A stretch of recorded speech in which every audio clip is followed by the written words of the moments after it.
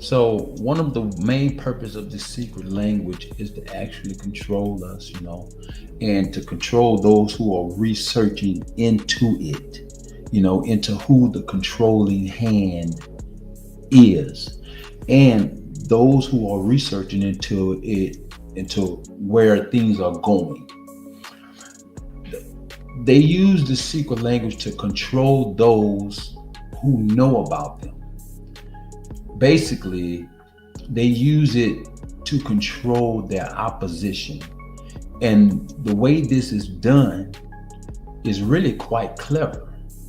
In order to understand how you are controlled by these secret markings and secret codes, you need to understand the difference between left and right brain perception.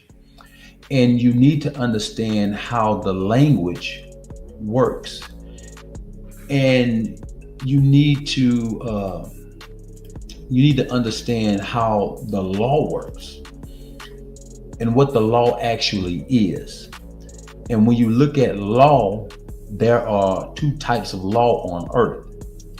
There's natural law and there's man-made law or legal law. If we do refer to natural law as being the law of the light, i.e. white law, then we see that man-made law is the law of the dark, black law. Why do you think they call the legal book Black's Law? And see, what they do is they teach you to think in language. Once you are taught to spell and you're taught to view words as something that is written down, then the words have power over you. But it's a spell, it's a glamour. That's why they call it spelling. And most people don't realize that when they are spelling, they are casting spells. You see, Black's Law is not really a book of law. It's essentially a grimoire. It's a book of spells. They can write down all of these rules on paper, and you suddenly believe they apply to you, but only because you can spell. Only because the spells are holding you in place by your belief in this written language. When real language is actually spoken and real law is known, we all know what is right and wrong. We all have an inherent sense of good and bad.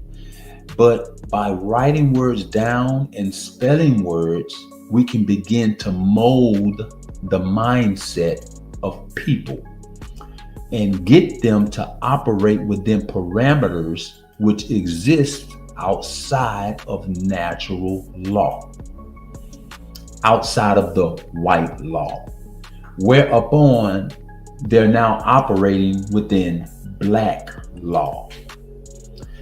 A lot of language, a lot of ancient languages you'll find, such as Hebrew, Aramaic, Sanskrit, even Chinese.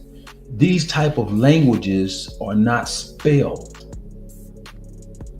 You'll find that there is a symbol which will convey an entire word, and the symbol also convey a different word if used in conjunction with different symbols, such as the Hebrew. There's like 6 meanings for each letter, but each letter is an actual word. It's not a language that is spelled. Another interesting thing about English is that English is a direct phonetic reversal of Hebrew. So we're basically speaking backwards. When we speak English, we're speaking sound that are completely unnatural to the natural rhythms and natural sounds.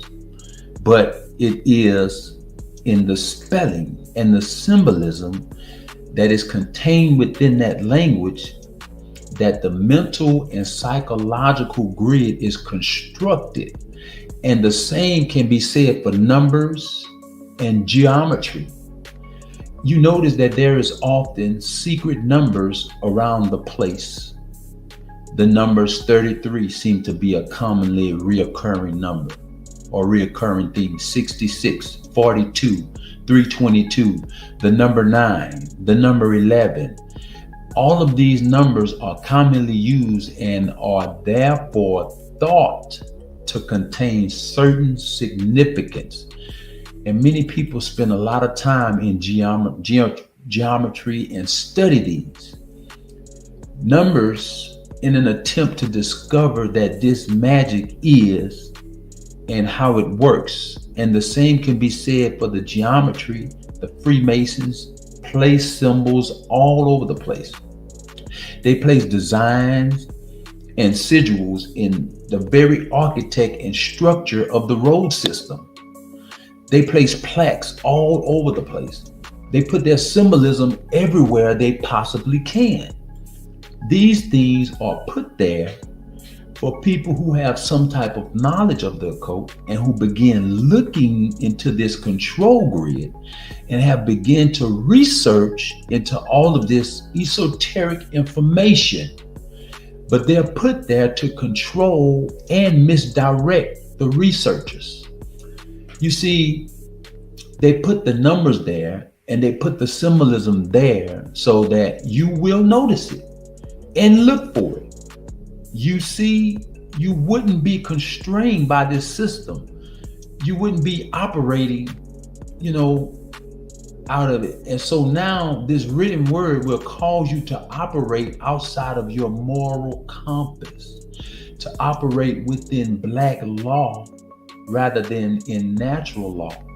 And when you notice this and you begin to see that there is something terribly wrong, you start wanting to know who the controlling hand is. And so you start looking into it and you find this and that, and you find this symbolism everywhere, and it gets you excited. And you believe you're onto something. You believe you discovered a secret. And so you continue to look for the symbolism, and every moment you spend looking for the symbolism and counting the numbers and finding the hidden meanings in the words, you're not paying attention. You're not even paying attention to your own surroundings, and you're not operating in natural law. You're not doing the right thing in all you do. You're not dealing with the situation because you're too busy going down the rabbit hole to find out what the magic is. And that is the magic.